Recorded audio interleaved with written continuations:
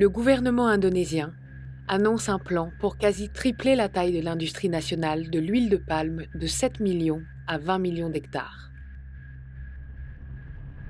Les seules régions de l'Indonésie assez grandes pour accueillir l'énorme expansion sont les provinces de Papouasie qui débordent de forêts. Le gouvernement déclare que 5 millions d'hectares en Papouasie seront rasés et transformés en plantations d'huile de palme. Ini sangat mengkhawatirkan, meskipun sebetulnya tidak mengejutkan. Dan pemerintah tentu saja ingin memanfaatkan perkembangan ini untuk meningkatkan pendapatan negara. Cuma ini juga artinya ancaman yang sangat besar terhadap keberadaan hutan Indonesia, terutama di Papua. Dan juga ancaman terhadap masyarakat adat dan masyarakat lokal yang hidupnya bergantung pada hutan. À partir de ce moment, l'EIA et Telapak se focalisent sur deux objectifs en Indonésie. Ils poursuivent à la fois leur travail contre la coupe illégale d'espèces précieuses, ainsi qu'une nouvelle campagne contre la destruction de la forêt pour y mettre des plantations d'huile de palme. Les ONG décident d'envoyer une équipe en Papouasie occidentale pour voir ce qu'il s'y passe.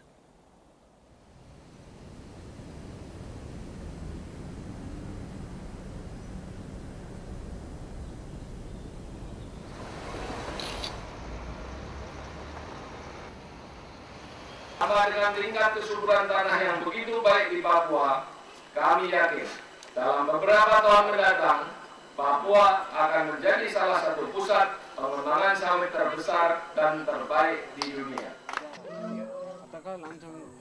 Kedatangan perusahaan Raja Wali ini itu bukan permintaan dari masyarakat, tapi itu permintaan atau keinginan besar dari pemerintahan provinsi dan kabupaten.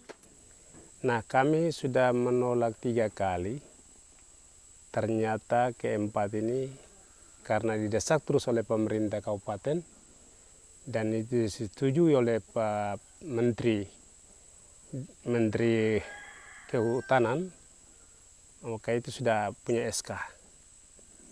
Jadi saya pikir itu kami masyarakat seluruhnya walaupun bagaimana, tapi itulah karena sudah punya SK, kami sifat menerima saja.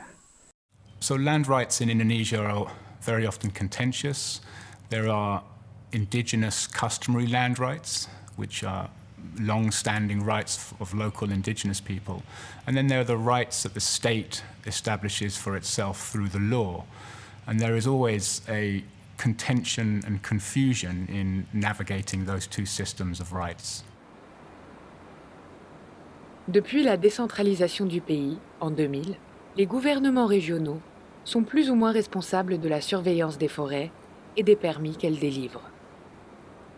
Dengan tanpa governance yang baik, maka izin-izin yang diberikan oleh bupati itu dan tanpa kontrol ya, lalu konversi hutan besar-besaran dari hutan bagus dan proses tata ruang menjadi hutan konversi, kegiatan merebak.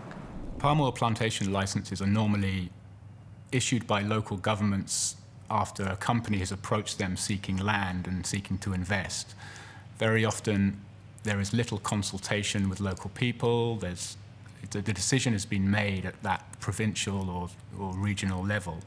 And local people can be unaware or often do not consent to these things, but the plantation will proceed regardless and the permits will be issued. Cependant, si une partie de la forêt visée est déjà officiellement désignée comme forêt d'État, le permis de la raser et la convertir en plantation d'huile de palme doit être approuvé par le gouvernement central, à Jakarta, plus précisément par le ministère de la Forêt.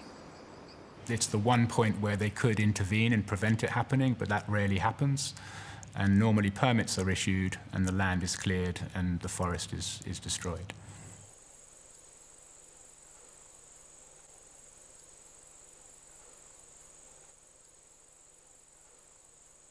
Perusahaan ini dia janji bilang ibu, nanti ke depan itu ibu bisa lebih kaya lagi daripada sekarang. Sekarang ini ibu masih miskin.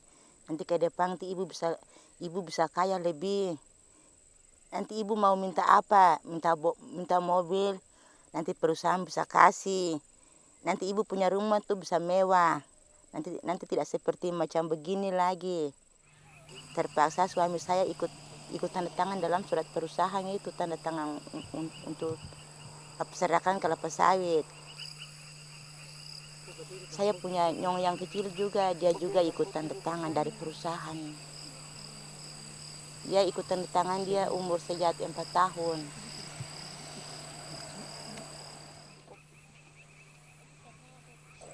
Dulu tuh di sini tuh masih hutang semua. Di sini masih hutang. Tapi sekarang ini tidak hutang lagi. Sekarang kami lihat saja lah, dorang tanam kelapa sawit saja. Hutang tidak ada. Tapi saya biasa kasih tahu untuk kami punya keluarga yang lain-lain. Saya bilang, jangan kalau perusahaan kelapa sawit ini masuk di areal kamu jangan ambil, jangan terima.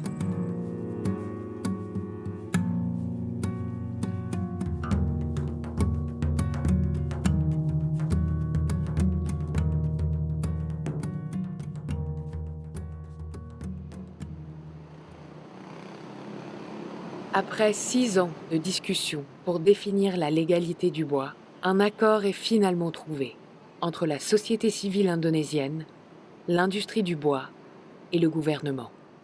Karena prosesnya berlangsung bertahun-tahun dan cukup intensif waktu itu, pada akhirnya seluruh stakeholder bisa memahami posisi masing-masing pihak dan dapat bernegosiasi dan melakukan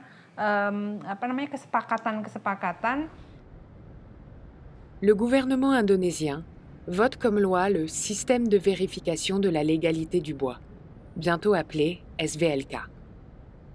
SVLK ini sendiri sebetulnya merupakan salah satu terobosan karena di sistem verifikasi atau sistem yang mandatori ini untuk pertama kalinya peranan masyarakat sipil diakui secara formal sebagai pemantau dari sistem ini.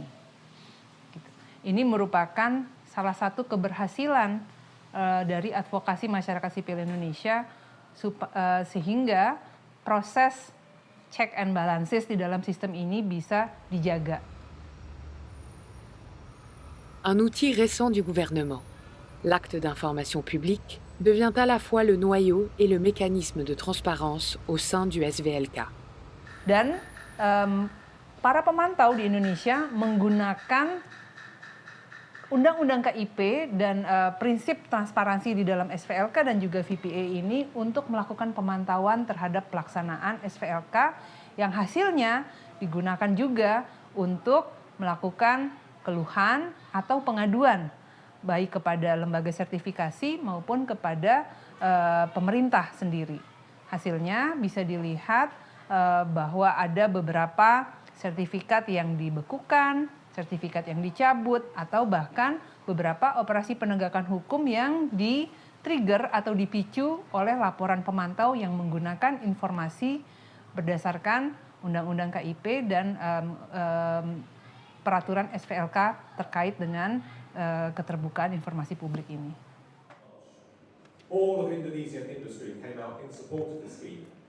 L'accord de partenariat volontaire entre l'Union européenne et l'Indonésie est finalement négocié et prêt à être promulgué comme loi.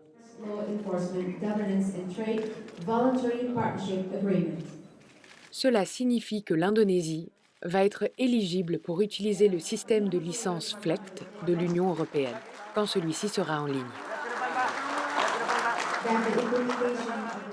Di dalam FLEGT VPA, negara produsen memastikan bahwa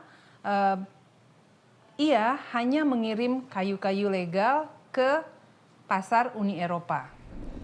You know, people say VPAs take way too long.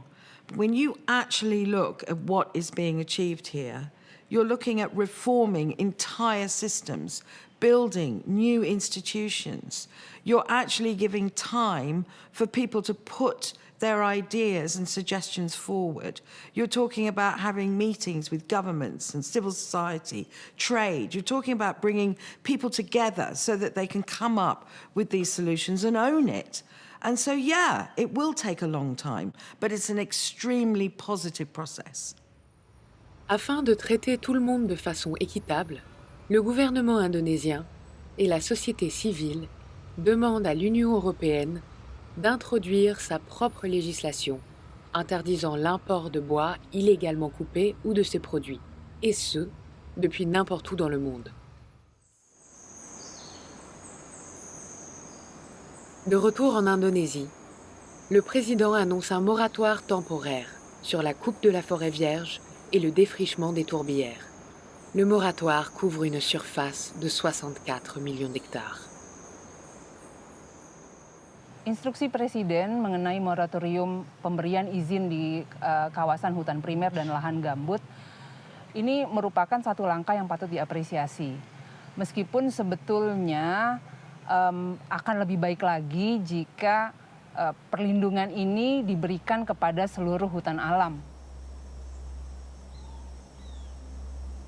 Avec les interdictions à l'export, les moratoires, les accords internationaux, l'application renforcée de la loi et la définition de la légalité maintenant en place, le montant du bois illégalement coupé et exporté d'Indonésie a radicalement chuté.